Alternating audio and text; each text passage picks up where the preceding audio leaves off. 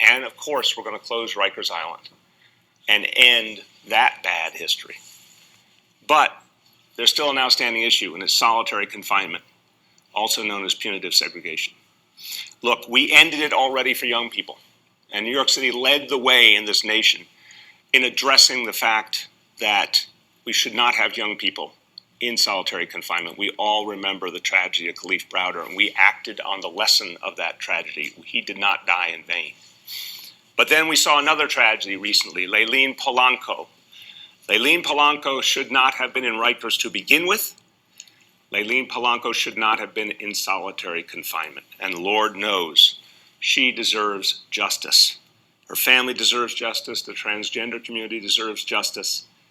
We have to right the wrong. We can't bring her back, but we can make change so that no one else goes through such a tragedy. There has been accountability.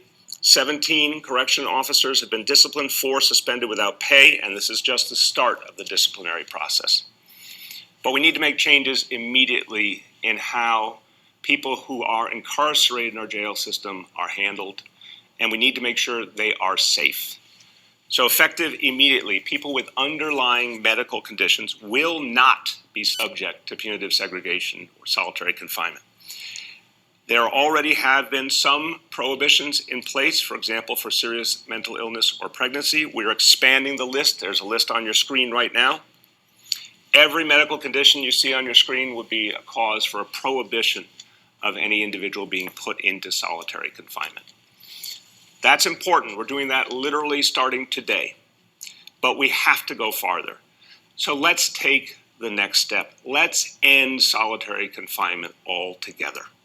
We have proven that we can keep jails safe with much less use of solitary confinement, punitive segregation.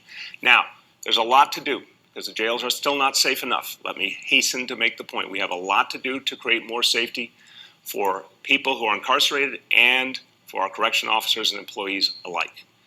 But we know there are ways we can do this without punitive segregation. So I'm appointing a 4-person working group, and they will get to work on a plan to end punitive segregation, to end solitary confinement in New York City once and for all.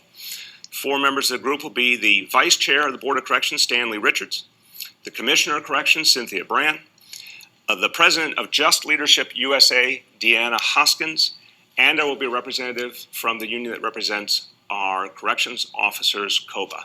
This group will have a simple mission, a simple mandate: find a way to end solitary confinement and tell us all the things it's going to take, because it will take other measures and new approaches and innovations to keep everyone safe. I'm expecting a report back in the fall with whatever recommendations are there, and then we get to work on making it happen